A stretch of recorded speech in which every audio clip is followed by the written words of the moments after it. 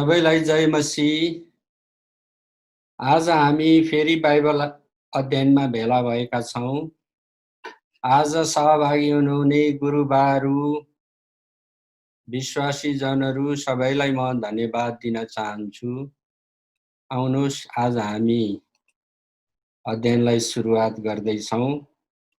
आज म इतिहासमा कामको नेतृत्व गर्ने नायकहरूको सम्बन्धमा बाइबलबाट उदाहरण लिन लागिरहेको छु। बाइबलमा हामीले परमेश्वरले मानिस जातिलाई दिनुभएको कामहरू कसरी गरियो भन्ने कुराहरू बाइबलमा प्रशस्त लेखिएको छ। र सारांशमा भन्नुपर्दा बाइबलमा परमेश्वरले मानिसहरूलाई धर्मी ठहरिन जो काम दिनुभयो, जो फिलिपी 2 को 12-14 पदहरूमा बयान गरिएको छ। अनि त्यो कामको जिम्मा पाउने मानिसहरूले आफ्नो काम कसरी गरे र त्यो तिनीहरूले गरेको काम जो विश्वासको काम हो, त्यो कुराले गर्दा ती व्यक्तिहरू कसरी धर्मी ठहरिए र तिनको कामको कारण उनीहरू बाँचिरहेको पुस्ताको मानिसहरूमा के प्रभाव पर्यो, के सिकाइ भयो भन्ने कुराहरू हामी इतिहासमा कामको नेतृत्व गर्ने नायकहरूबाट हेर्नेछौँ। अब पहिलो व्यक्ति त आदम नै हुनुहुन्थ्यो। हामीलाई योभन्दा अगाडिको पाठमा थाहा भइसकेको छ कि आदमले अदनको बगैँचा हेरविचार गर्ने, गोड्ने जो जिम्मेवारी पाउनु भएको थियो, त्यो कामसँगै आदमको काममा परमेश्वरले एउटा लक्ष्य र उद्देश्य राख्नु भएको थियो। लक्ष्य के थियो भन्दाखेरि त्यो काम समापन हुँदाखेरि आदमले आफ्नो जीवनभर काम गर्दाखेरि आदम परमेश्वरको जीवनमा, अनन्त जीवनमा प्रवेश गर्नु लक्ष्य थियो भने आदमले गरेको कामको उद्देश्य के थियो? आदमको कामलाई देखेर आदम पछि आउने पुस्ताहरूले, आदमका सन्ततिहरूले काम गर्दाखेरि सबैको भलाइ हुने, कल्याण हुने, सर्वाङ्गीण विकास हुने उद्देश्य सोचेर काम गर्नुपर्ने थियो। तर हामीलाई थाहा छ बाइबल हेर्दाखेरि त्यो कुरा हुन सकेन। परमेश्वरले आदमको कामको लक्ष्य र उद्देश्य जो तय गर्नुभएको थियो, त्यहाँ के थियो? एउटा आज्ञा पालनको कुरा थियो। आदमले, हव्वाले त्यो आज्ञा पालन नगरेको कारण उनीहरू चाहिँ एउटा असल परमेश्वरले कामको नेतृत्व गर्नको निम्ति जो प्रकारको प्रकृति दिनुभएको थियो, त्यसको पोषण परमेश्वरको इच्छा र योजना अनुसारै नभएको हामीले थाहा गरिसकेको छौँ। अब आदमले गरेको कामको केही नेतृत्वको केही पक्षहरू हामी हेरौँ। पहिलो कुरा, आदम हव्वालाई वन पशु मारेर छालाको लुगा लगाइयो। किन लगाइयो भन्दा जब परमप्रभु परमेश्वर आदमलाई खोज्दै अदनको बगैँचामा आउनुभयो अनि उहाँले थाहा पाउनुभयो कि आदम चाहिँ डराएको छ अनि उसले शर्म मानेको छ। उसले अन्जिरको पातहरू बुनेर हव्वा र आदम दुवैले लगाएका थिए। जब यो कुरा थाहा भयो अनि परमेश्वरले आदमको डर र शर्मलाई ढाक्नको लागि परमेश्वर आफैले वन पशुको शिकार गरेर वन पशुबाट छालाहरू निकालेर आदम र हव्वालाई ढाकियो, अर्थात् आदमको डर र शर्मलाई हटाइयो। यहाँ आदमको डर र शर्म हट्नु अर्थात् आदमको पाप क्षमा हुनु के काम गरिएको छ भन्दा वन पशु मरेको छ, वन पशुको रगत बहेको छ। अनि हामीले बाइबलमा पढ्छौँ, रगत नबहाइकन पापको क्षमा हुँदैन। अनि नयाँ अन्त्यको समयमा विश्वासीहरू जो पापबाट छुटकारा गराइएको छन्, यीशु ख्रीष्टको रगत बहाइएर उनीहरू पापबाट र शर्मबाट छुटकारा गराइएका हुन् भनेर बाइबलले हामीलाई बताउँछ। अर्थात् जब पाप हुन्छ भने पाप क्षमाको निम्ति चाहिँ बलिदानको माग गरिन्छ। अर्थात् कुनै पनि प्रकारको बलिदान बिना पाप क्षमा त्यसै बिना मूल्य हुँदैन। पुरानो समयमा इस्राएलीहरूको पाप क्षमा र इस्राएली बाहेकका अरू जाति जातिका मानिसहरूको पाप क्षमा पनि उनीहरूले बलिदान चढाएर, पशुहरूको बलि चढाएर, अन्न र फलफुलहरूको बलि चढाएर उनीहरूको पाप क्षमा गरिन्थ्यो। परमेश्वरले इस्राएलीहरूलाई पशुहरूको बलि चढाउने विधि र नियमहरू नै दिनुभएको थियो। अनि इस्राएलीहरूको समाजमा धर्मी ठहरिनको लागि, पापबाट पश्चाताप गर्नको लागि परमेश्वरलाई बलिदान चढाउने एउटा लामो परम्परा नै भएको हामी पाउँछौँ। अब आदमले गरेको कामको जो नेतृत्वको पक्षसँग जोडिएको म तपाईलाई अर्को कुरा बताउँछु। त्यो चाहिँ के हो भन्दाखेरि, अदनको बगैँचाबाट आदम र हव्वा जब निकालिए तब के हुन आयो भन्दा आदम र हव्वाले आफ्नो बसोबास, आफ्नो सुरक्षा र जीवनयापन गर्नको लागि उनीहरूले मेहनत गर्नु पर्यो, परिश्रम गर्नु पर्यो, चुनौतीहरू भोग्नु पर्यो।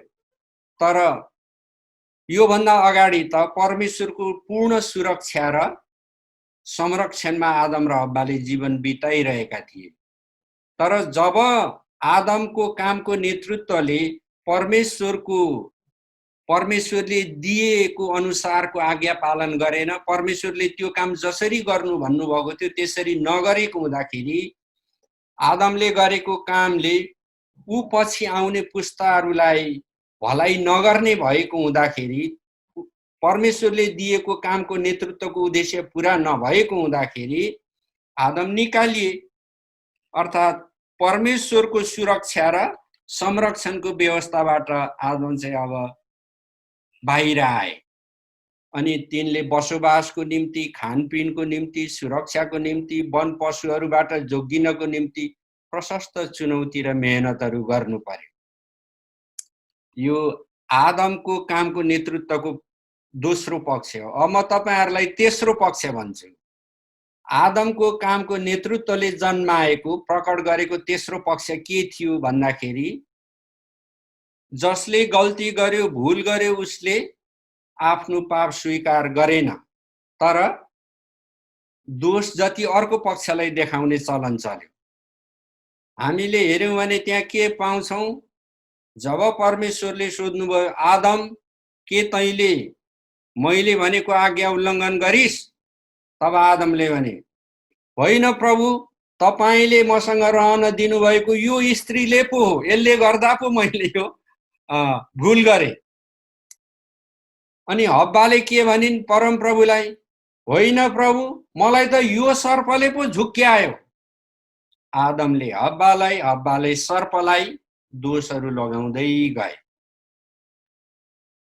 अब आदमले परमेश्वरले तय गरे अनुसार, परमेश्वरले बाटो बनाए अनुसार, परमेश्वरको व्यवस्था अनुसार आदमले काम गर्दाखेरि, कामको नेतृत्व गर्दाखेरि परमेश्वरको वचनलाई नपछ्याएको हुनाले, व्यवस्थालाई नपछ्याएको हुनाले र उल्लङ्घन भएको हुनाले कामको परिणामहरू पनि त्यसै प्रकारको निस्कियो। ती परिणामहरू के थिए? हामी बाइबलमा पाउँछौं, त्यहाँ हामीले पढेको छौं। पहिलो परिणाम के भयो? भूमि श्रापित भयो। त्यसले अब मानिसहरूको निम्ति काँडा र सिउँडीहरू उमाल्यो, सजिलो भएन। अनि मानिस चाहिँ कठोर परिश्रम गरेर जिउनु पर्ने भयो। अनि मानिस जाति माटोबाट बनिएको हुनाले माटैमा फर्किजाने भयो। यो चाहिँ आदमले गरेको कामको नेतृत्वले जन्माएको एउटा परिणाम थियो। एउटा यो फल थियो हो कि यो फल आफैमा नकारात्मक छ तापनि आदमले गरेको कामले जन्माएको एउटा पहिलो परिणाम हो। अब दोस्रो परिणाम प्रभुले के भन्नुभयो स्त्रीलाई, तैँले सर्पको कुरामा अल्मलिएर मेरो कुरालाई बिर्सेर, मेरो आज्ञा पालनलाई बिर्सेर अरूको कुरामा कान लगाएर त्यसतर्फ तेरो मन गएको हुनाले अब तँलाई म बच्चा जन्मदाखेरि सुत्केरी वेदना म धेरै बढाइदिन्छु। अनि स्त्रीहरूले कठिनसँग बालक जन्माउँछन् अनि उनीहरूलाई बालक जन्ममा धेरै दुःख हुन्छ। अनि परमेश्वरले के भन्नुभयो, तेरो इच्छा पतितर्फै रहिरहनेछ र पतिले चाहिँ तँलाई अधीनमा राख्नेछ। यहाँ पनि एउटा गहिरो कुरा लुकेको छ प्रियहरू। अहिले संसारभरि स्त्री जातिहरूको नेतृत्व, जीवनको सबै प्रकारको पेशा, व्यवसाय, सामाजिकता, राजनीति, आर्थिकी सबै क्षेत्रहरूमा स्त्रीहरूको प्रतिनिधित्व, उनीहरूको नेतृत्व के छ, पुरुषहरूको भन्दा कम छ। सायद अदनको बगैँचामा परमेश्वरको आज्ञा पालनको उल्लङ्घन नभएको भए त्यतिखेर आदम र हब्बाको हैसियत अनि उनीहरूको अधिकार, उनीहरूको स्वतन्त्रता मानिसको रूपमा बराबरै थियो कि त्यस्तो हुने थियो कि? सायद त्यस्तो हुने थियो र प्रभुले के भन्नु हो, बालक जन्ममा तैँले दुःख पाउनेछस्, तेरो इच्छा पतितर्फ नै रहनेछ र पतिले तँलाई अधीन गर्नेछ। तर नयाँ नियममा विश्वास र अनुग्रहको समयमा परमेश्वरले मानिसहरूलाई स्त्री र पुरुषमा कुनै भेद राख्नु भएको छैन। त्यो एउटा अलग विषय, त्यो पनि परमेश्वरको एउटा योजना हो। र यी दिनहरूमा हामी संसारभरि देख्दैछौँ, बाइबलीय सेवकाईमा पनि, मण्डलीको पुजारीगिरीको सेवकाईमा पनि स्त्रीहरूले नेतृत्व लिँदै गइरहनु भएको छ। यो एउटा ज्यादै खुसीको कुरा हो। अनि परमेश्वरले प्रशस्त स्त्रीहरूलाई, दिदी बहिनी छोरीहरूलाई पनि प्रशस्त उहाँको दान वरदान र अभिषेक दिएर चलाइरहनु भएको छ। परमेश्वरले समग्रमा भन्नु भने स्त्रीहरूको हैसियत र उनीहरूको स्थानलाई पुरुषहरूको बराबर ल्याउँदै जाँदै हुनुहुन्छ। परमेश्वरको सेवकाईमा र बाहिरी संसारको सेवकाईमा पनि यो कुराहरूलाई हामी यी दिनहरूमा देखिरहेको छौँ। अनि अब आउने समयमा स्त्रीहरूको सहभागिता, नेतृत्व, उनीहरूको कार्यकुशलता अझै बढेर जानेछ। अब आदमले गरेको कामको नेतृत्वले जन्माको तेस्रो परिणाम म भन्छु, त्यहाँ त्यो सर्प थियो। त्यो सर्पलाई भनिएको छ, सबै पाल्तु पशुहरू भन्दा पशुहरू र वन पशुहरूमा त्यो सर्प चाहिँ ज्यादै धूर्त र चलाख थियो। परमेश्वरले सृष्टि गर्नुभएको पशुहरूमा सर्प ज्यादै धूर्त र चलाख थियो। अनि प्रभुले के भन्नुभयो त्यो सर्पलाई, त वन पशुहरूमा, पाल्तु पशुहरूमा सबैभन्दा श्रापित हुनेछस्, त पेटद्वारा हिँड्नेछस् र तैँले जीवनभरि माटो खानेछस्। परमेश्वरले त्यो एउटा त्यसलाई श्राप दिनु। अब तपाईको मनमा यस्तो कुरा कहिल्यै यो प्रश्न जिज्ञासा आएको छ कि छैन? तपाईले यसरी सोच्नु भएको छ कि छैन? हब्बा र सर्पले कसरी कुरा गरे होला? सर्पले कुन भाषामा हब्बासँग कुरा गरेर हब्बाको मनलाई, हब्बाको समझलाई, हब्बाको ज्ञानलाई अल्मलायो होला, धुमिल तुल्यायो होला। अनि परमेश्वरतर्फ लागिरहेको मन, परमेश्वरले भनेको वचनलाई सिरोपर गरिरहेको, वचन अनुसार निर्णय गरिरहेको मन परिवर्तित भएर अल्मलिएर नखानु भनेको रुखको फल खाने निर्णय गर्न सक्ने हब्बाको मन कसरी भयो होला, कुन भाषामा? हो कि हब्बा र सर्पले कसरी बातचित गरे होला, अथवा सर्पले बोलेको हब्बाले कसरी बुझिन् होला? पुरानो समयमा, प्राचीन समयमा लेखिएको साहित्यहरू, लेखोटहरू, कथाहरू, प्राचीन समयमा लेखिएको कविताहरू, उखान तुक्काहरूमा तपाईले यस्तो सुन्नुभएको छ कि छैन? मानिसहरूले पशु वाक्य बुझेको कुराहरू कहिल्यै पढ्नुभएको छ? मैले धेरै वर्ष अगाडि मानिसहरूले पशु वाक्य बुझेको कथा पढेको थिएँ। त्यस्ता पुस्तकहरू पढेको थिएँ। त्यो पुस्तकहरू धेरै अगाडिको समयको बारेमा ती पुस्तकहरूले जानकारी दिन्छ। भन्नुको अर्थ के हो? पुरानो समयमा मानिसहरूसँग पशुको वाक्य बुझ्ने क्षमता थियो। अनि पशुले के भनिरहेको छ त्यसलाई मानिसहरूले सहजै बुझ्न सक्थे। त्यस्तै सर्प र हब्बाको पनि यहाँ बातचित भयो। सर्पले बोलेको, सर्पले भनेको कुराहरू हब्बाले सहजै बुझिन्। तर पृथ्वीमा मानव जातिहरूको नैतिक पतन हुँदै गयो, पाप चाहिँ बढ्दै गयो, समाज एकदमै जटिल हुँदै गएपछि के भयो? मानिस जातिले पशु वाक्य बुझ्ने सरल र सहज क्षमता गुमायो। अब पछिल्लो समय गएर कसैले पनि पशु वाक्य बुझ्नु छोड्यो, किनभने मानिसले त्यो क्षमता गुमाएको छ। तर पुरानो समयमा मानिसहरूसँग पशु वाक्य बुझ्ने क्षमता थियो। त्यस्तै यहाँ पनि हब्बाले सर्पसँग कुरा गर्दा तिनले यो कुरा बुझिन्। अनि सर्प, अहिले तपाईले ठान्नुहोला सर्प शैतान होइन। यहाँ के भएको छ भन्दा शैतानले सर्पद्वारा हब्बासँग कुराकानी गरेको थियो। सर्प चाहिँ वन पशुहरू मध्ये सबैभन्दा धूर्त भएको हुनाले शैतानले सर्पलाई प्रयोग गर्यो। सर्पद्वारा कुरा गर्ने, सञ्चार गर्ने शैतानले निर्णय गर्यो। अर्थात् सर्पद्वारा नै शैतानले आफ्नो काम गर्यो। सर्पहरू प्राय सबै वन पशुहरू हुन्, जीवहरू हुन्, सर्पहरू शैतान होइनन्।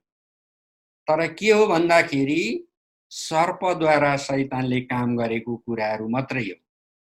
तथापि कतिपय संस्कृतिहरूमा मानिसहरूले सनातनको परमेश्वरलाई पूजा आराधना गर्न छोडेर जीव जन्तुहरू, थोक वस्तुहरूलाई पुज्ने, ईश्वरको रूपमा आराधना गर्ने कुराहरू संसारमा छ। त्यो बेग्लै कुरा हो।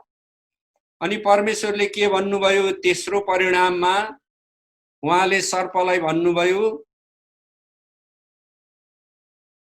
तेरो सन्तान र स्त्रीको सन्तानको बीचमा म दुश्मनी हालिदिनेछु, तैले त्यसको कुर्कुच्चा डस्नेछस्, त्यसले चाहिँ तेरो शिर कुच्याउनेछ। उत्पत्तिको 3 अध्यायको 15 पदमा यो लेखिएको छ। यो भन्नुको अर्थ के हो? तेरो सन्तान र स्त्रीको सन्तान। प्रभु येशू ख्रीष्ट स्त्रीको सन्तान हुनुहुन्थ्यो। उहाँ पुरुष र स्त्रीबाट जन्मिनु भएको होइन। अनि तेरो सन्तान भन्नाले सर्प चाहिँ यहाँ प्रतिनिधिको रूपमा छ। त्यो शैतानले सर्पलाई प्रयोग गरेको थियो। तेरो सन्तान भन्नाले सर्पको सन्तान नभएर परमेश्वरको विरुद्धमा काम गर्ने, आत्मिकी रूपमा काम गर्ने त्यो शैतान जो दियाबलस र लुसिफर हो, त्यसलाई भन्नुभएको हो। दियाबलस र लुसिफरले, शैतानले आत्मिकी रूपले मानिसहरूलाई झुक्क्याएर पापमा पारेर जहिले पनि परमेश्वरको स्तरबाट तल झार्छ। अर्थात् त्यसले मानव जातिलाई दुःख दिन्छ, कष्ट दिन्छ, पीडा दिन्छ, अल्मल्याउँछ, भ्रष्ट बनाउँछ, परमेश्वरको मार्गबाट तल माथि लैजान्छ। अर्थात् त्यसले चाहिँ कुर्कुच्चा डस्छ। तर स्त्रीको सन्तान प्रभु येशू ख्रीष्टले चाहिँ तेरो शिर कुच्याउनु हुनेछ। आज मण्डलीहरूलाई परमेश्वरले जयवन्त र विजयी मण्डली भन्नुभएको छ। के को आधारमा भन्दा येशू ख्रीष्टको आधारमा हो। अब हामीले सम्झिनु पर्ने, बुझ्नु पर्ने यहाँ स्मरणीय कुराहरू केही देखिन्छ। हामी एउटा कुरामा विचार गरौँ, आदमले पाएको काम जुन प्रकृतिको थियो नि, त्यहाँ काम कसरी गर्ने भन्ने तथ्य तय गरिएको थियो। परमेश्वरले त्यो कुरा कसरी काम गर्नुपर्छ भनेर भन्नुभएको थियो। तर परमेश्वरले मानिसहरूलाई उहाँले बताउनु भएको मार्ग, उहाँले दिनुभएको प्रक्रिया, विधि, तरिका अपनाउनै पर्छ भनेर जबरजस्ती गर्नुभएको, बाध्य तुल्याउनु भएको हामी पाउँदैनौँ। यो कुरा हामी सबैले बुझ्न खाँचो छ। त्यसकारण प्रिय विश्वासी जनहरू, अगुवाज्यूहरू, तपाईँ र मैले जो काम गर्छौँ, परमेश्वरको अनुग्रहमा र हाम्रो आफ्नै स्वेच्छाले हामीले जुन कामलाई हाम्रो जीवनयापनमा अँगालेको छौँ, अनि त्यो कामको नेतृत्व गर्दाखेरि त्यो काम कसरी गर्नुपर्छ भन्ने कुरा तपाईँ र मलाई थाहा छ। किनभने परमेश्वरको नजरमा हामी छौँ र उहाँले हामीलाई कसरी काम गर्नुपर्छ भन्ने कुरा हामीलाई बताइ नै सक्नु भएको हुन्छ। त्यो बाहेक हामीसँग त बाइबल पुस्तक नै छ। तर परमेश्वरले कहिल्यै पनि कसैलाई पनि कुनै पनि काम यसरी नै गर्नुपर्छ, गर्नै पर्छ भनेर उहाँले जोर जबरजस्ती गर्नुहुन्न, बाध्य बनाउनुहुन्न। किन बाध्य बनाउनुहुन्न भन्दाखेरि उत्पत्तिको पुस्तकमा लेखेको छ, परमेश्वरले मानिसलाई आफ्नो समरूपमा बनाउनु भयो र मानिसलाई चाहिँ छनौट गर्ने, स्वेच्छा गर्ने अधिकार दिनुभयो। मानिसले आफ्नो निर्णय गर्ने मानिससँग अधिकार छ, त्यो मानवाधिकार हो। त्यसकारण परमेश्वरले सृष्टि गर्नुभएको सबै जातिहरूको जो मानवाधिकार छ, त्यो परमेश्वरले नै तय गर्नुभएको र मानिस चाहिँ जहिले पनि एउटा के हो, स्वतन्त्र जीव हो। उसले आफ्नो काममा कस्तो निर्णय गर्ने भन्ने कुरा उसले गर्छ। त्यसमा परमेश्वरले छेक थुन रोक्ने, उसलाई बाध्य तुल्याउने कहिल्यै पनि गर्नुहुन्न। हेर्नुहोस्, यसो विचार गरौँ त, त्यो समयमा जब परमेश्वरले पृथ्वी र पृथ्वी वरिपरि सबै कुराहरू बनाउनु भयो र त्यो उहाँको सृष्टिमाथि काम गर्नु भनेर परमेश्वरले आदमलाई राख्नुभयो, अनि हब्बा साथी पनि दिनुभयो जो आदमबाटै निकालिएकी स्त्री थिइन्। सुरुमा त्यही दुईजना थिए होइन त मानिस। त्यो दुईजना मानिसलाई परमेश्वरले सुरक्षित र संरक्षित व्यवस्थामा अदनमा राख्नु भएको थियो अनि काम दिनुभएको थियो। काम कसरी गर्नुपर्छ त्यो बताइएको थियो। आदम र हब्बाले फल खाइसकेपछि, उनीहरू नाङ्गै भइसकेपछि, अन्जिरको पात लगाइसकेपछि, उनीहरूलाई खोज्न प्रभु अदनको बगैँचामा आएर उनीहरूलाई नभेट्दा परमेश्वरले ठुलो स्वरमा आदमलाई बोलाएर आदम अगाडि देखा परेपछि मात्रै परमेश्वरले आदमले के गरेछ त भन्ने कुरा जान्नु भएको होइन। प्रिय, हब्बा सर्पसँग बातचित गर्दा गर्दै अनि आदम हब्बासँग आएर हब्बाको कुरा सुनेर फल खाँदा खाँदै नै परमप्रभु परमेश्वरलाई आदम र हब्बाको मानव अधिकारले के कुरालाई रोजे, के गर्ने निर्णय गरे पहिल्यै थाहा पाइसक्नु भएको थियो। अनि परमेश्वर आएर रोक्नु भएन। नभए त परमेश्वरले भन्नुपर्ने, ओहो मैले बनाएको यो दुईटा मान्छे, यिनीहरूको जीवनमा मेरो महान र असल योजना छ, मैले दिएको तौर तरिकालाई भुलेर यिनीहरू अहिले अब लटपटिँदैछन्, अल्मलिँदैछन्, अब यिनीहरूको जीवनमा ठुलो सङ्कट आउने पर्यो, यिनलाई अब मैले यसरी रोक्नुपर्छ। यो सर्पबाट भएर शैतानले जो यिनलाई प्रलोभन दिँदैछ, यिनलाई त्यो बाटोमा जान दिनु हुँदैन भनेर प्रभुले रोक्नु पर्ने नि, परमेश्वरले रोक्नु पर्ने नि। किन रोक्नु भएन? किन रोक्नु भएन भने सृष्टिको सुरुवातमा नै परमेश्वरले मानिसलाई आफ्नो समरूपमा बनाउनु भयो। के गर्ने भन्ने निर्णय, छनौट, रोजाई, खुसीको मानव अधिकार मानिसलाई राखिदिनु भयो। त्यसै कारण परमेश्वर आफैले गरिसक्नु भएको कामलाई, नियमलाई, गतिलाई, व्यवस्थालाई उहाँले उल्लङ्घन गर्नुहुन्न। प्रियहरू, त्यसै कारण आदम र हब्बाले पनि परमेश्वरले दिएको तौर तरिकामा जे निर्णय लिनु पर्थ्यो त्यो निर्णय नलिएर साँपको छलमा साँपको अन्योलपूर्ण विचारमा अल्मलिएर उसकै कुरा अनुसार गर्ने निर्णय लिए। परमेश्वरले रोक्नु भएन। हामीले बाइबलमा पढेको छौँ अनि प्रचार पनि गरेको छौँ, सुनेको पनि छौँ। हामी भन्छौँ पवित्र आत्माले जबरजस्ती गर्नुहुन्न। अहिले अन्त्यको समयमा हामी पवित्र आत्माको बारेमा बताउँदाखेरि यो कुरा बताइरहेको हुन्छौँ, सिकिरहेको हुन्छौँ। पवित्र आत्माले जबरजस्ती गर्नुहुन्न भनेको परमेश्वरले नै जबरजस्ती गर्नुहुन्न भनेकै हो। अब आदमले गरेको कामको नेतृत्वलाई हामीले हेर्दा बुझ्दा हामी आफैले गरिरहेको कामको नेतृत्वले के उत्पादन गरिरहेछ भन्ने तपाईँ र मलाई लाग्छ। तपाईँ र म पनि काममा छौँ, अनेकौं प्रकारको काममा छौँ प्रियहरू। हामी कति क्रिस्चियन सेवकाईमा छौँ, मण्डलीको सेवामा छौँ। मण्डलीको सेवा पनि सयौं प्रकारको विविध प्रकारको सेवकाईहरू छ। हामी सेवामा लागिरहेको छौँ। हामीले गरेको कामको नेतृत्वले, जुन कामको नेतृत्व तपाईँ र म गरिरहेछौँ, यसले हाम्रो वरिपरि के फल फलाइरहेछ, के उत्पादन गरिरहेछ, यो कुराको तपाईँ र मैले हेक्का राख्नुपर्छ। परमेश्वरले तपाईँ र मलाई जबरजस्ती गर्न आउनुहुन्न। अहिले त हेर्नुहोस्, पृथ्वीमा कति जनसङ्ख्या बढेर गयो। पृथ्वीका विज्ञहरू, जनसङ्ख्या विज्ञहरू, अनि नीति निर्माताहरू, वैज्ञानिकहरू, अर्थशास्त्रीहरू, शासकहरू, राजाहरू चिन्तित छन्। किन चिन्तित छन्? पृथ्वीमा जनसङ्ख्या वृद्धि हुँदै जाँदैछ, अव्यवस्था पनि चल्दै गइरहेको छ। खाँचो र अभावहरू पनि बढ्दै गइरहेको छ। अनि मानिसहरू चिन्तित छन्। संसार विश्वव्यापी संगठन बनेको छ अनि परिवार नियोजनको कार्यक्रमहरू हरेक देशमा, हरेक जातिमा अगाडि सारिएको छ। परमेश्वर चिन्तित हुनुहुन्न, तर हामी मानिस चाहिँ चिन्तित छौँ। परमेश्वर त पृथ्वीमा 2 जना मात्रै हुँदा पनि चिन्तित हुनु भएन हो कि? त्यसो हुनाले अहिले त पृथ्वीमा यति धेरै जनसङ्ख्या छ कि परमेश्वरले कसैलाई रोक्नै हुन्न। जब 2 जनालाई नै नरोकेको समयमा भनेदेखि तपाईँ र म जो परमेश्वरको मार्गमा हिँडिरहेको छौँ, तपाईँ र मैले गर्ने निर्णयले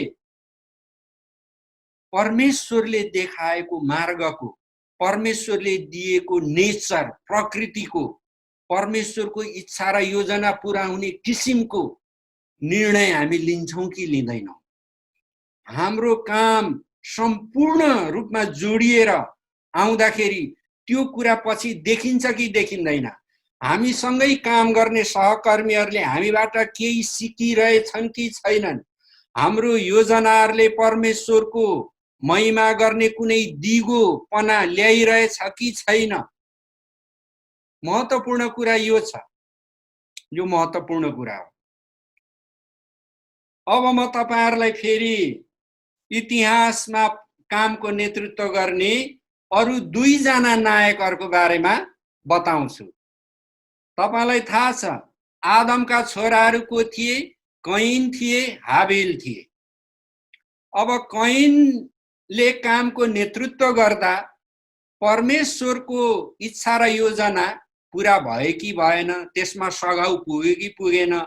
हाबिलले गरेको कामले पनि परमेश्वरको इच्छा र योजनामा कसरी सघाउ पुर्यायो, कति पुर्यायो भन्ने कुराहरु नै के हो? नेतृत्व प्रकृतिको पोषण हो। परमेश्वरले नेतृत्वको प्रकृति कस्तो हुनुपर्छ? We have already got. हामीले त्यसलाई प्राप्त गरिसकेको छौं। तर तपाई र मेरो भूमिका चाहिँ के हो?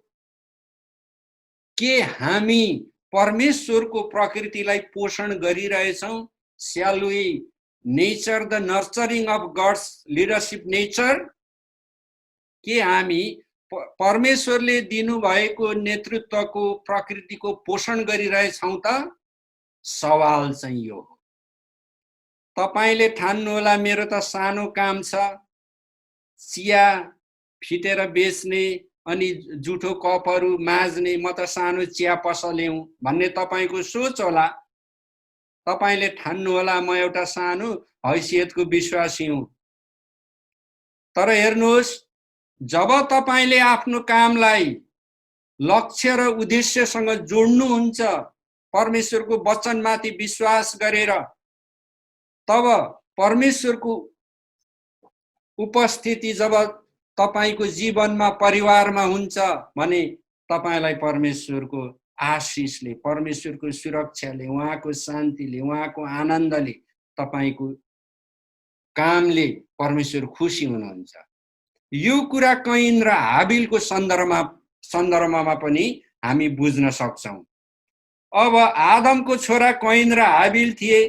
कैनले के काम गरे प्रियहरू? खेतीपाती, कृषकको काम गरे, किसानी काम गरे। दोस्रो छोरा हाबिल थिए। हाबिलले के काम गर्नुभयो? पशुपालन गर्नुभयो। हाबिलसँग गाई बस्तुहरू, भेडाहरू थियो। कैन खेतीपाती गर्ने, हाबिल पशुपालन गर्ने। अनि उनीहरूको जीवन बित्दै जाँदै थियो। अब एक दिन समय आयो जब परमप्रभुलाई आराधना गर्ने, बलिदान चढाउने, धन्यवाद चढाउने समय आयो। त्यो दिन आयो अनि कैनले पनि आफूले खेतमा उत्पादन गरेको अन्नहरू, बालीहरू ल्याए, सागसब्जीहरू ल्याए होलान्, हैन? अनि परमेश्वरको निम्ति एउटा वेदी खडा गरेर त्यो वेदीमाथि आफूले परमेश्वरलाई चढाउने कुराहरू राखिदिए। हाबिल भेडा गोठाला थिए, गाई बस्तु पाल्थे। उनले पनि भेडाहरूको पहिलो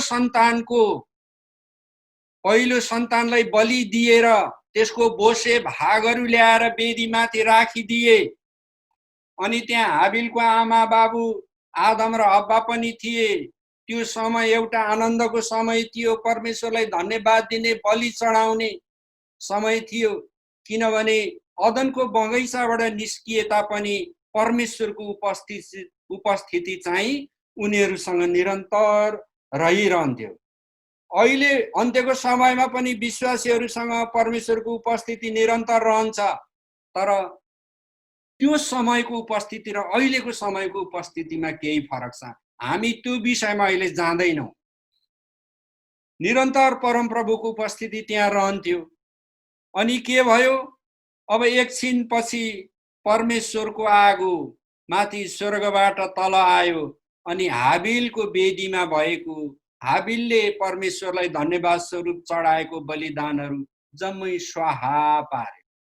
आगोले त्यो बलिदानहरूलाई खाइदियो। अर्थात् हाबिलको बलिदान परमेश्वरमा ग्रहण भयो। अनि केही समय बित्यो अनि त्यहाँ वरिपरि उभिएका मानिसहरू त्यही 4 जना थिए प्रियहरू, 2 छोरा 2 आमा बाबु। सायद परमप्रभुको त्यो आगो अहिले कैनको वेदीमा पनि आउँछ र कैनको भेटी ग्रहण गर्नुहुन्छ होला भन्ने आशा थियो। घण्टा घण्टा बित्यो अनि दिनै बित्यो अनि परमप्रभुले कैनको बलिदानहरूलाई, भेटीहरूलाई ग्रहण गर्नु भएन। अब के भयो? बाइबलमा लेखेको छ, यसैले कैन रिसाएर उनको मुख अँध्यारो भयो। कैन रिसाए, कैनलाई रिस उठ्यो परमप्रभु परमेश्वरले आफ्नो बलिदान भेटीलाई ग्रहण नगरेकोमा। अब पुरानो समय कस्तो थियो भन्दाखेरि, अलिकति पुरानो समयमा जाउँ। परमेश्वर र मानिसहरूको सम्बन्धको बीचमा चाहिँ त्यो समय सम्बन्धको पारदर्शिता तुरुन्तै हुन्थ्यो। त्यो सम्बन्धमा एकदमै जीवन्तता थियो। अहिले जस्तो हेरौँ, प्रार्थना गरौँ, पर्खौँ प्रभुको इच्छा के छ भनेर हामी अहिले केही समय, केही दिन, केही महिना, केही वर्ष हामी परमेश्वरको उत्तर पर्खिन्छौँ। त्यतिखेर त्यो थिएन। परमेश्वरसँगको सम्बन्धको एउटा जीवन्तता थियो, पारदर्शीपन थियो। छिटो चाँडो सबै कुराहरू त्यहाँ थाहा हुन आउँथ्यो। अनि त्यतिखेर चाहिँ उति नै खेर त्यो कुरा हुन्थ्यो। अनि परमेश्वरले कुनै कुरालाई धेरै नाजायज ठहर्याउनु भयो भने न्याय पनि चाँडै प्रकट हुन्थ्यो। यसो भन्नुको अर्थ यो होइन कि प्रियहरू, मानिसले गल्ती गर्ने बित्तिकै, भुल हुने बित्तिकै परमेश्वरले मान्छेलाई भकाभक मारिहाल्ने, मान्छेलाई दण्ड दिइहाल्ने, मान्छे ढलिहाल्ने, नाश हुने भन्ने होइन। पुरानो समयमा पनि विश्वास थियो, पुरानो समयमा पनि अनुग्रह थियो। जरुर येशू ख्रीष्ट अन्त्यको समयमा आएपछि पुरानो समयमा भएको विधि, बलिदानहरू, व्यवस्थाका केही यान्त्रिक कुराहरूलाई बदलेर विश्वासद्वारा गर्ने काम र विश्वासद्वारा परमेश्वरको अनुग्रहमा हुर्किने बढ्ने कुराहरू आयो। तर पहिला थिएन भन्ने चाहिँ होइन, किनभने परमेश्वरले आफ्नो प्रकृतिलाई, आफ्नो नेचरलाई, आफ्नो स्वभावलाई प्रकट गर्नुभएको छ। के भनिएको छ? परमेश्वर कहिल्यै बदलिनुहुन्न, सधैँभरि एक समान रहनुहुन्छ। त्यसकारण पुरानो नियम होस्, नयाँ नियम होस्, परमेश्वर बदलिनु भएको छैन।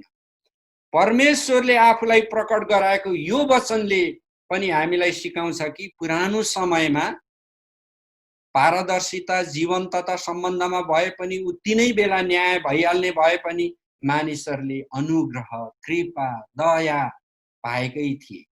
अनि त्यो समयमा पनि परमेश्वरले बलिदानहरूमा मात्रै भर परेर, यान्त्रिक बलिदानहरूमा, जडवत बलिदानहरूमा, खाली थोक वस्तु जुटाइएको र भने अनुसार चढाइएको कुराहरूमा मात्रै नभएर मानिसभित्र भएको इमानदारिता, विश्वास, उसले परमेश्वर प्रति कति भक्तिभाव गर्छ, परमेश्वरलाई कति प्रेम गर्छ, परमेश्वर प्रति कतिको भय मान्छ, परमेश्वरको खातिर ऊ कतिको आफूलाई नम्र पार्छ, परमेश्वरको खातिर कतिको साँचो काम गर्छ भन्ने कुरा जो विश्वासको कुरा हो, त्यतिखेर पनि थियो। किनभने परमेश्वर सबै समय एक समान हुनुहुन्छ। फेरि हामी कैनतर्फ आउँ। अब परमेश्वरले उत्पत्ति 4 को 6 र 7 मा कैनलाई के भन्नुभयो? त किन रिसाउँछस्? तेरो मुख किन अँध्यारो छ? यदि तैँले जे ठिक छ त्यो गरिस् भने त ग्रहण योग्य हुँदैनस्। र यहाँ प्रभुले के भन्नुभयो? जे ठिक छ त्यो गरिस् भने, गर्नुको अर्थ के हो? कार्य हो, काम।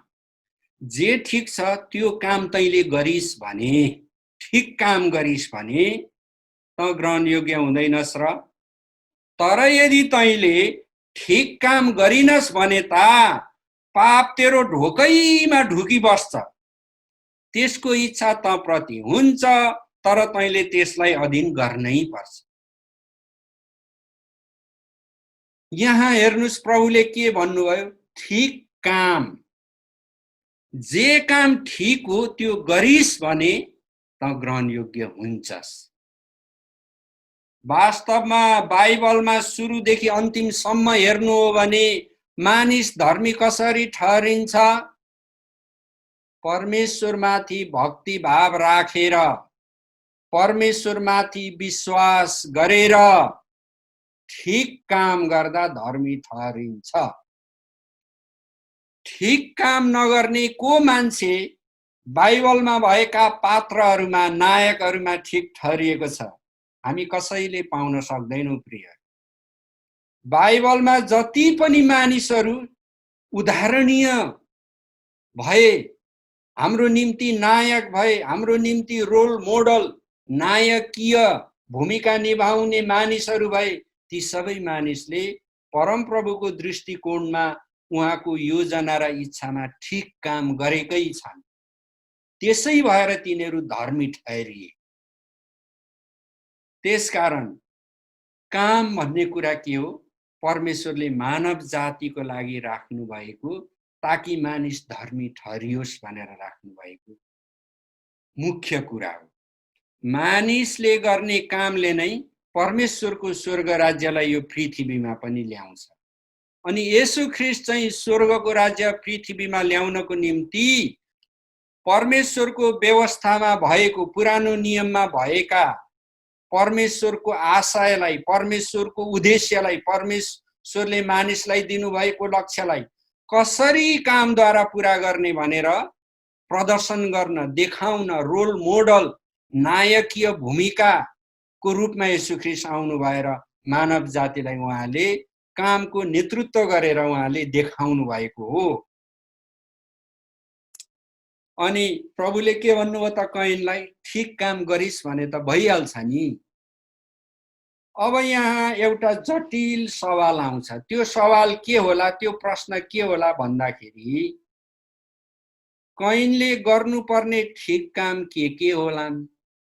त्यस्तो तपाईलाई लागेको छ कि छैन? किन पाप ढोकैमा बसेछ? अब यो सवाल एउटा ठुलो सवाल हो है। कैनले गर्नुपर्ने ठिक काम के होला?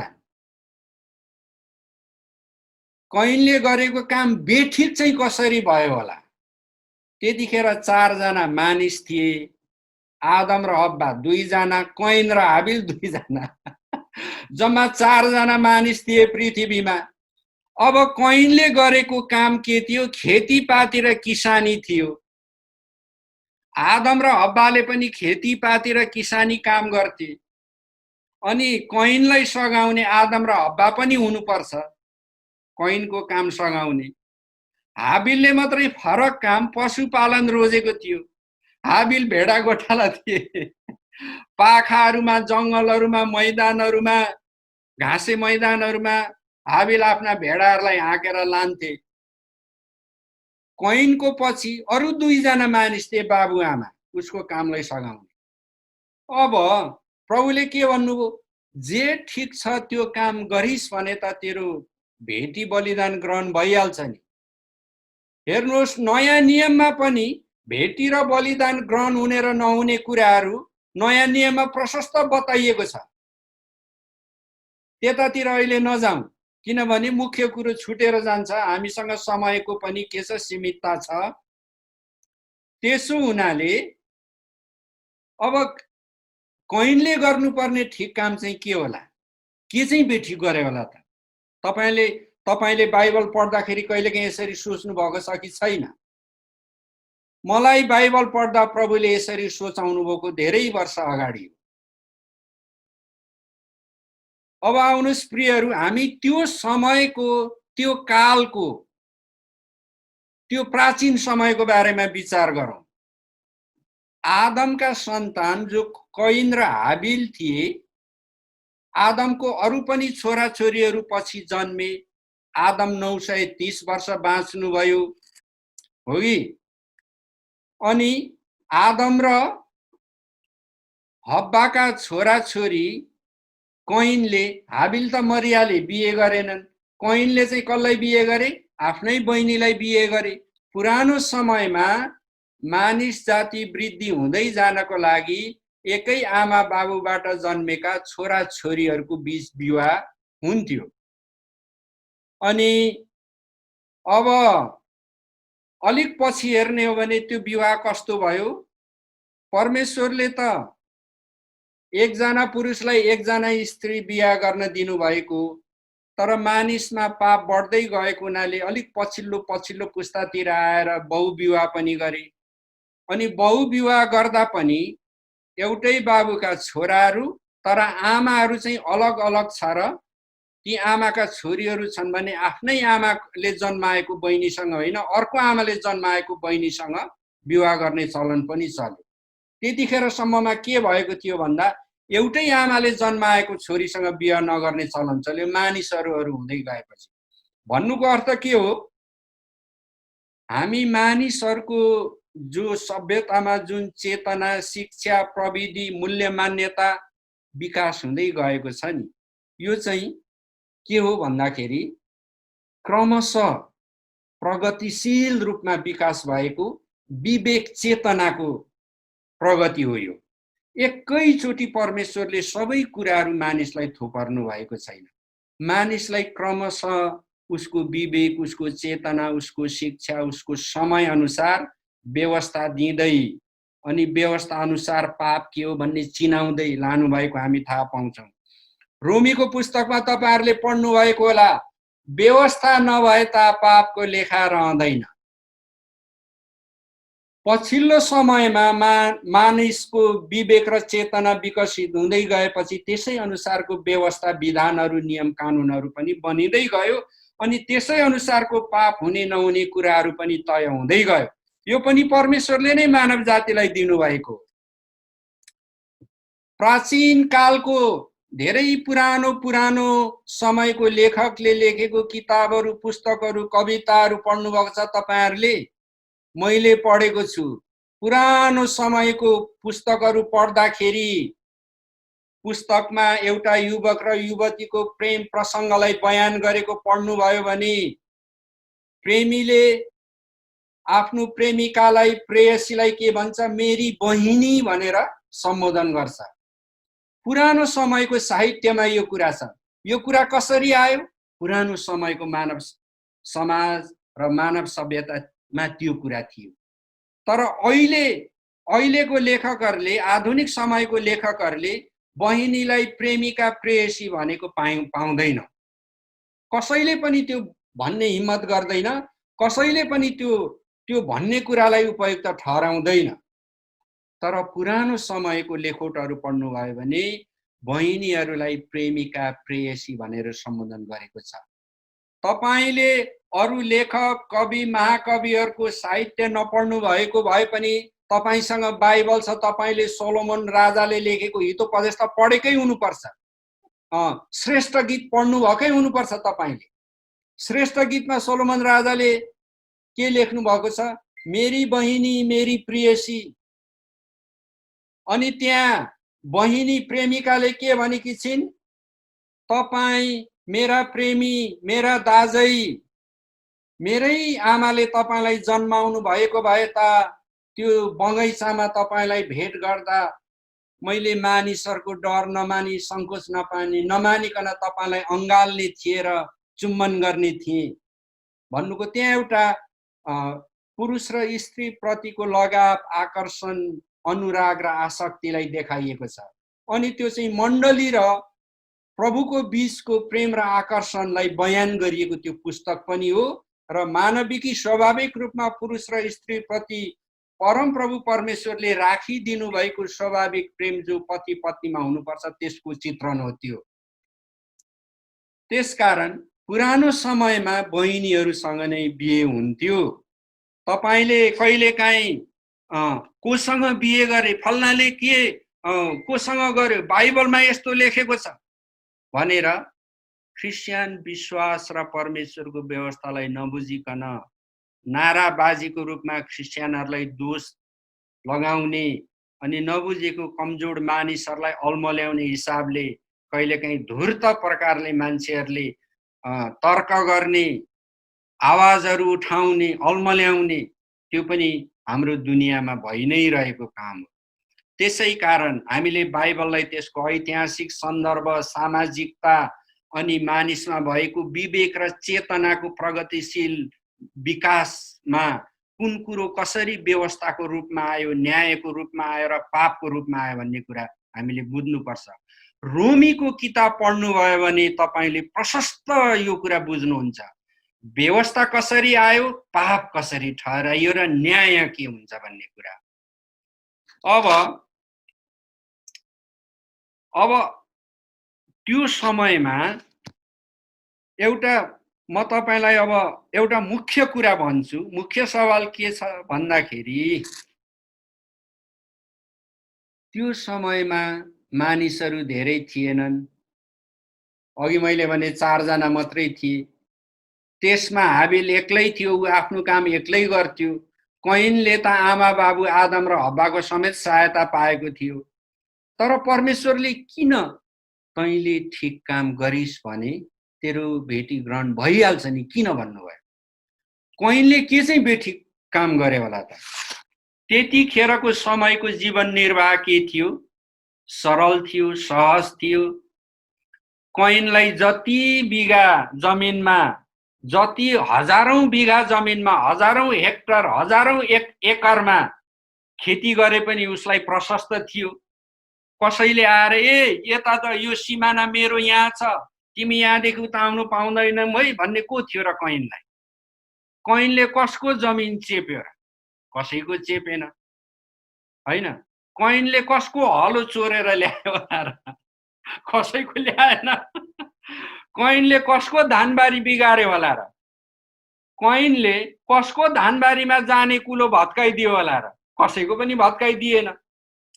तर परमेश्वरले किन ठिक काम गरिस् भने तेरो बेटी ग्रहण भइहाल्छ नि भन्नुभयो त। कैनले गरेको बेठिक कुरा चाहिँ के थियो? यो नै मुख्य सवाल। तपाईलाई अचम्म लाग्छ कि लाग्दैन भन्नुस् त? पहिला जब मैले यो बाइबलहरू पढेँ, अध्ययन गरेँ, पहिलो दोस्रो चोटि मेरो ध्यान यसमा गएन। तर एक दिन अचानक मेरो ध्यान यसमाथि गयो। परमेश्वरले मलाई यो कुरा बुझाउन प्रेरित गर्नुभयो। अब त्यतिखेरको समयमा म तपाईलाई बुदामा भन्छु, पहिलो कुरा त स्रोतको कुनै अभाव थिएन। जति जमिन लिए पनि, जति पानी लाए पनि, जति खेत जोते पनि बेफिक्री स्रोतको अभाव थिएन। अहिले त हामीलाई स्रोतको अभाव छ। अनि स्रोतको अभाव भएको हुनाले कहिलेकाहीँ हामी छोटो बाटो अपनाउँछौँ, कहिलेकाहीँ ढाँटी दिइहाल्छौँ। हामीले यस्तो कुरा गरेको हुनसक्छ, तर त्यो पश्चातापको विषय हो। किनभने अहिले हामीले कामको बारेमा परमेश्वरको वचनबाट थाहा भयो, पाइरहेछौँ कि काम कसरी गर्नुपर्छ। अर्को कुरा के थिएन? कसैको बीचमा पनि प्रतिस्पर्धा थिएन। अहिले तपाईले कम्प्युटर पसल खोल्नुभयो भने, कम्प्युटर सफ्टवेयरहरू, एप्सहरू बनाउने आईटी कम्पनी खोल्नुभयो भने, there are many competitors. Lot of competition will be there. There will be tough competition, but there was none in that time. Nobody was there. No one came before to compete. Coin. प्रतिस्पर्धै थिएन. No competition at all. कैनले जति पनि गर्न सक्थ्यो उसले गर्थ्यो, प्रतिस्पर्धा थिएन। अहिले कसैले भन्नु सक्छ, म प्रतिस्पर्धामा अगाडि आउन पो यो गरेँ त, अलिकति फाइदा लिइहालु न भनेर। त्यतिखेर त त्यो पनि थिएन। अब तेस्रो कुरा, कुनै मानव सृजित विधान व्यवस्था थिएन जसले भेदभाव गर्छ, निषेध गर्छ। अहिले हामी बाँचिरहेको समयमा भेदभाव गर्ने विधि विधानहरू, कानुन नियमहरू प्रशस्त छ। चीनमा कुनै पनि सञ्चार माध्यम मिडियाले स्वतन्त्र काम गर्न सक्दैन। त्यो कुरालाई त्यहाँ निषेध गरिएको छ। कति देशहरूमा सुसमाचारको खुल्ला सभाहरू गर्न सकिँदैन, त्यहाँ निषेध छ। कति ठाउँमा कुनै तोकिएको काम गर्न पाइँदैन, भेदभाव छ, निषेध छ। संसारमा जाति जातिको बीचमा भेदभाव छ। कति देश र समुदायहरूमा तल्लो जातिका मान्छेले पानी नै छुइदिनु हुँदैन। अनेकौं किसिमको भेदभाव, शोषण, उत्पीडनहरूले अहिले हाम्रो संसार भरिएको छ। तर त्यतिखेर त त्यो थिएन, हो कि? त्यसो भएदेखि कैनले ठिक नगरेको काम चाहिँ के होला त? तपाईले राम्ररी सोच्नुहोस्। मैले पनि मजाले राम्ररी सोचे, प्रभुसँग सोधे, कैनले ठिक नगरेको काम के होला? त्यतिखेर 4 जना मात्रै मानिस थिए। तर परमेश्वरले देखाउने कुरा यहाँ अर्को छ। त्यो कुरा मानिसमा रहेको, परमेश्वरले मानिसलाई दिनुभएको आत्मा हो, परमेश्वरको समरूप त्यो आत्मा। अनि त्यो आत्मामा असल र खराब के हो मानिसलाई थाहा छ। अब असललाई रोज्ने कि खराबलाई रोज्ने, परमेश्वरले प्रकट गर्नुभएको उहाँको व्यवस्था विधानलाई मान्ने नमान्ने, परमेश्वरको वचनहरूमा विश्वास गर्ने नगर्ने निर्णय, आत्मा विचार। निर्णय गर्नुभन्दा अगाडि हामीमा आत्मा विचार हुन्छ, आत्मिकी विचार। त्यो आत्मिकी विचारले के निर्णय गर्ने भन्ने कुरा अगाडि ल्याउँछ। जब त्यो निर्णय गर्ने भन्ने कुरा ल्याउँछ, तब हामी हाम्रो शरीरले, हात खुट्टाले, मुखले, हाम्रो सिग्नेचरले, हामीले लेखेर बोलेर, हामीले व्यावहारिक कामहरू गरेर त्यो निर्णयलाई लागू गर्छौं। यो आत्मा विचार, कैनको आत्मामा जो आत्मा विचार थियो नि, त्यो के थियो? उसको दृष्टिकोण मानिसहरूप्रति, वस्तुहरूप्रति के थियो भन्दा परमप्रभुलाई स्थान दिने भन्दा पनि उसको भित्री देह चाहिँ के देखिन्छ भन्दा उसको भावना, उसको आत्मिक विचार के देखिन्छ भन्दा थोक र वस्तुहरूप्रति उसको लगाव ज्यादै थियो। सायद उसले धेरै अन्न फलाउन चाहन्थ्यो होला, त्यो अन्नको भण्डारण गर्न चाहन्थ्यो होला, अनि त्यो काम गर्दाखेरि उसले आफ्नै शरीरलाई देख्यो, आफ्नै मेहनतलाई देख्यो। उसले काम गर्दाखेरि मसँग प्रभुको उपस्थिति छ भन्ने कुरा उसले बिर्सियो। उसको भावनामा, उसको मनमा परमेश्वरको उपस्थिति देखेन। उसले आफैले काम गरेर आफ्नो नाउँ राख्न खोजेको हुन सक्छ सायद, हो कि? अनि उसको यो भावनाको कारण, उसको हृदयमा भएको यो आत्मविचारको कारण, यो आत्मिकी भावको कारण परमप्रभु परमेश्वरले कैनको भेटीलाई ग्रहण गर्नु भएन। कैनमा यो थियो भन्ने कुरा देखिन्छ। तपाईले 4 अध्यायको 16-17 पदहरूतिर पढ्नुहोस्। त्यहाँ मैले तपाईलाई बताउनु भनेर मुख्य 3वटा कुरा खोजी निकालेको छु। एउटा कुरा के हो? जब परमप्रभुले हाबिलको भेटी ग्रहण गर्नुभयो, कैनको गर्नु भएन, त्यसपछि कैनले जुन प्रतिक्रिया देखाए नि, त्यो कैनले प्रकट गरेको प्रतिक्रियाले उसको आत्मिकी अवस्था कस्तो थियो, उसको आत्मा विचार कस्तो थियो भन्ने कुरालाई देखाउँछ प्रियहरू, हो कि? अब 1 नम्बरमा कैनले आरिस र रिस गरे। कैनले आरिस र रिस गरे को प्रति? हाबिल प्रति। कैनले आरिस र रिस गरे हाबिल प्रति। अनि दोस्रो नम्बर के हो भन्दा आदम र हब्बाको जेठो छोरा त कैन थिए।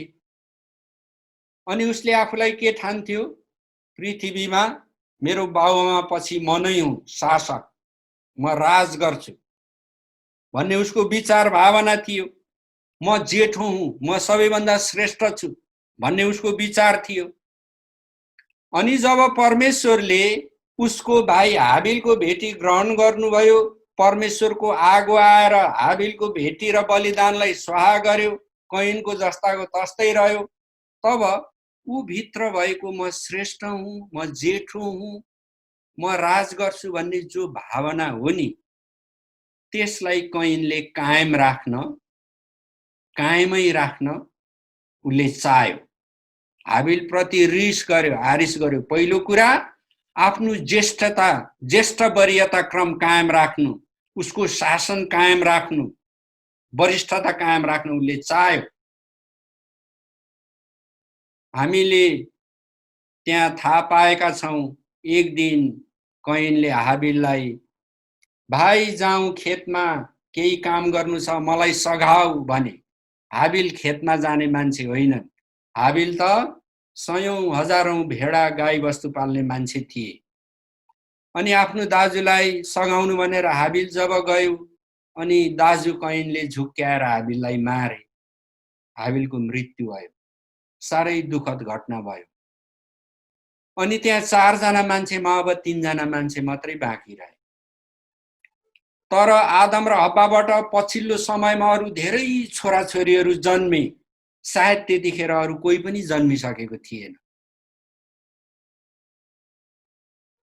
कैनले हाबिललाई किन मार्यो? आफ्नो ज्येष्ठता कायम राख्न, आफ्नो वरिष्ठता कायम राख्न।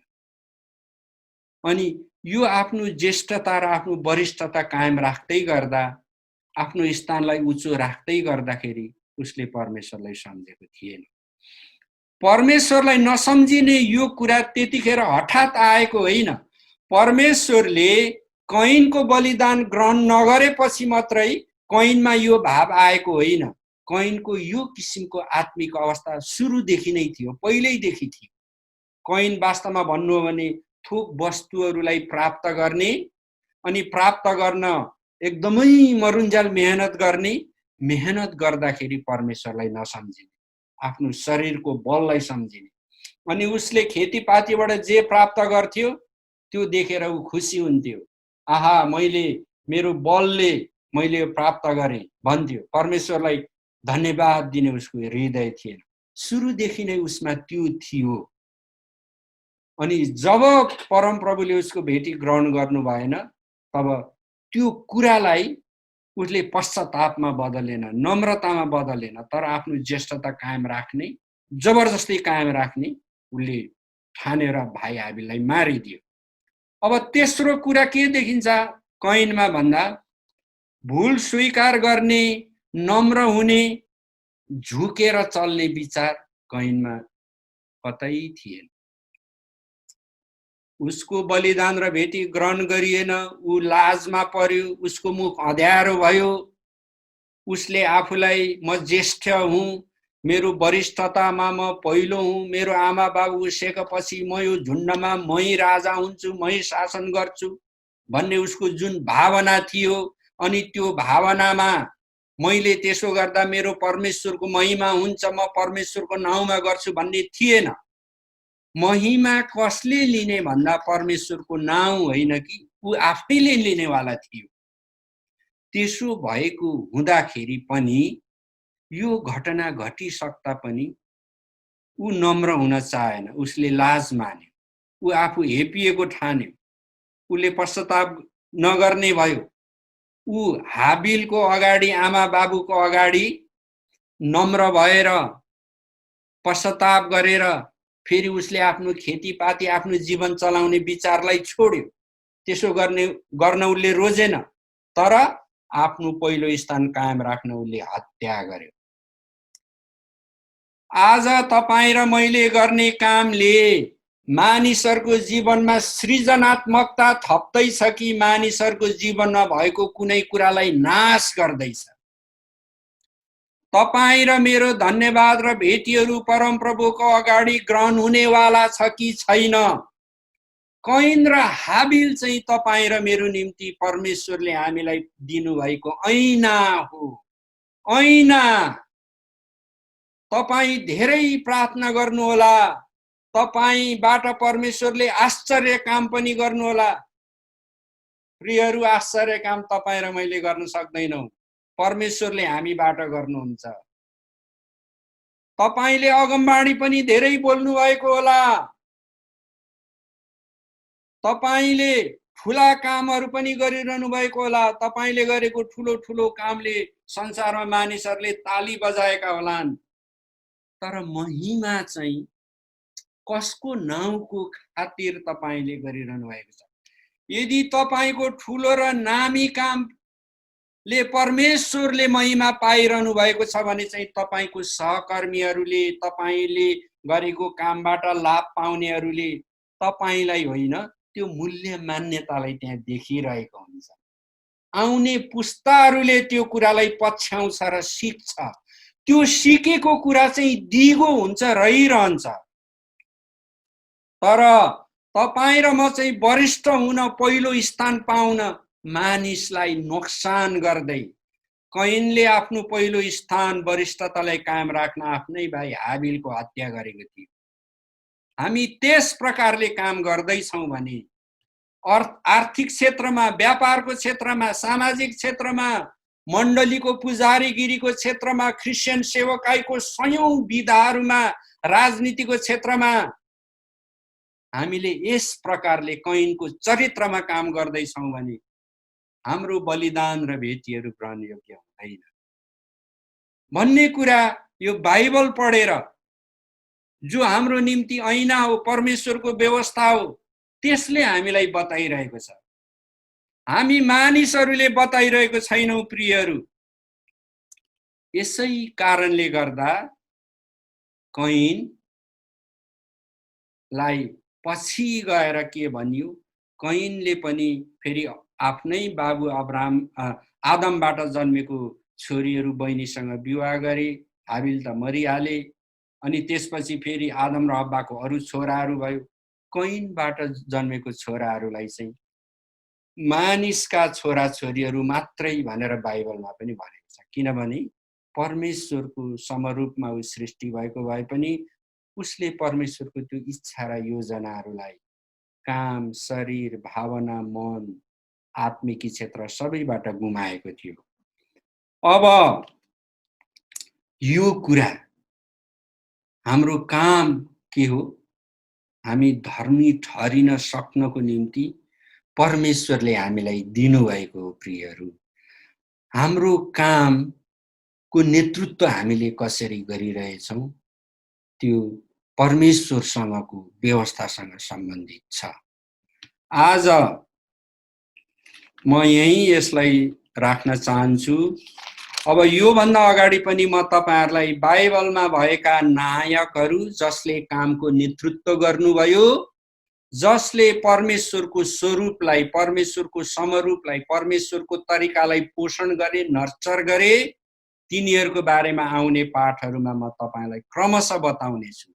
अब उता अझै हाम्रो अगाडि धेरै बाइबलीय पात्रहरू छन् अनि उनीहरूले आफ्नो जीवनमा परमेश्वरले दिनुभएको कामलाई कसरी नेतृत्व गरे भन्ने कुराहरू जब हामी अध्ययन गर्छौं भने तपाई र म अहिले हाम्रो आफ्नो कामको नेतृत्व कसरी गरिरहेछौं, परमेश्वरसँग उहाँको प्रकृतिको नेतृत्वको पोषण, हामीले गरेको कामको नेतृत्वको मिलन बिन्दु कहाँ छ भन्ने कुराहरू आउँछ।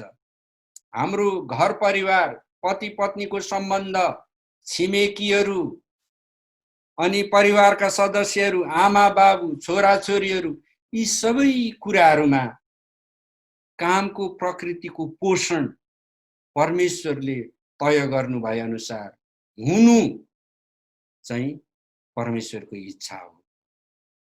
आउनुहोस् प्रभुलाई धन्यवाद दिउँ र आजको यो बाइबल अध्ययनलाई म यही राख्न चाहन्छु।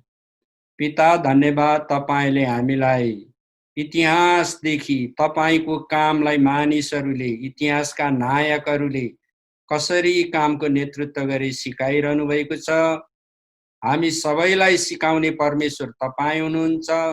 तपाईको वचनको प्रकाश हाम्रो जीवनमा, हाम्रो बुझाइमा, हाम्रो आत्मामा, हाम्रो मण्डलीमा, हाम्रो समुदायमा, हाम्रो देशमा र सारा पृथ्वीमा अझै ल्याउनुहोस् प्रभु, ताकि तपाईको इच्छा अनुसारको कामको नेतृत्व गरेर हामी तपाईमा एकै हुन सकौं। तपाईलाई महिमा होस्। राज्य, पराक्रम र महिमा परम प्रभुको हो। आमेन।